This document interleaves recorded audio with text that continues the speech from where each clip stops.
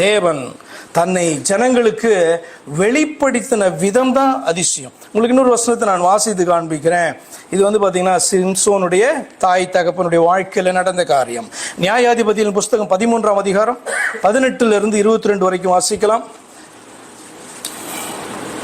நியாயாதிபதிகள் 13:18. அதற்கு கர்த்தருடைய தூதனானவர், பரலோகத்தின் தேவனுடைய தூதனாக ஒருவர் பாத்தீங்கன்னா காணப்படுறாரு. அவர்கிட்ட பாக்குறாங்க, அவர்கிட்ட பேசுறாங்க.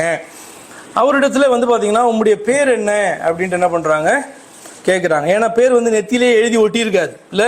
நமக்கு கூட இன்னைக்கு நெத்தியில பேர் எழுதி ஒட்டி இருக்கான்னா நம்ம ஒரு தடவை சொன்னா என்ன பண்றோம், மனசுல வச்சுக்கிறோம் இல்லையா. அதே போல தேவனுக்கும் பாத்தீங்கன்னா உங்களுக்கு தரிசனத்துல வந்தா கூட அவருக்கு பாத்தீங்கன்னா பேர் நெத்தியெல்லாம் ஒட்டி இருக்காது. என்ன, நீங்க தான் வேதத்தின் அடிப்படையில யாரு, தரிசனமாகிறவர் யார், நம்மோடு கூட பேசுகிறவர் யார் என்று சொல்லி நீங்கள் தான் அறிந்து கொள்ள வேண்டும். அப்ப கர்த்தருடைய தூதனாக ஒரு செய்தியை கொண்டு வந்ததான ஒருவரை பார்த்து மனோபாவும் அவருடைய மனைவி கேட்கிறாங்க, உங்களுடைய பேர் என்ன? அப்ப அவர் சொல்ற தூதனார், என் நாமம் என்ன என்று நீ கேட்க வேண்டியது என்ன, அது அதிசயம் என்றார்.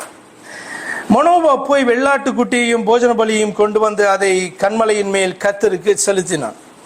அப்பொழுது மனோபாவும் அவன் மனைவியும் பார்த்து கொண்டிருக்கையில் அதிசயம் விளங்கிற்று. அக்கினி ஜுவாலை பலிபீடத்திலிருந்து வானத்துக்கு நேராக எழும்புகையில் கர்த்தருடைய தூதனானவர் பலிபீடத்தின் ஜுவாலையிலே ஏறி போனார். அதை மனோபாவும் அவன் மனைவியும் கண்டு தரையிலே முகங்குப்புற விழுந்தார்கள்.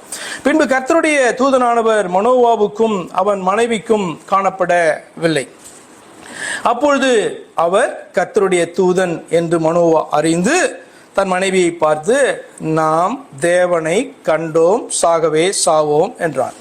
ஒரு தூதனாக பாத்தீங்கன்னா வெளிப்பட்டவர் வேறு யாரும் அல்ல, பரலோகத்தினுடைய தேவன்.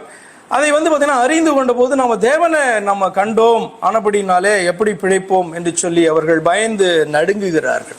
அப்ப அந்த இடத்துல அவர் தன்னை குறித்து சொல்லுகிறது என்ன தெரியுமா, என்னுடைய பேரை எது கேட்கிற, அது அதிசயம் அப்படி சொல்றாரு.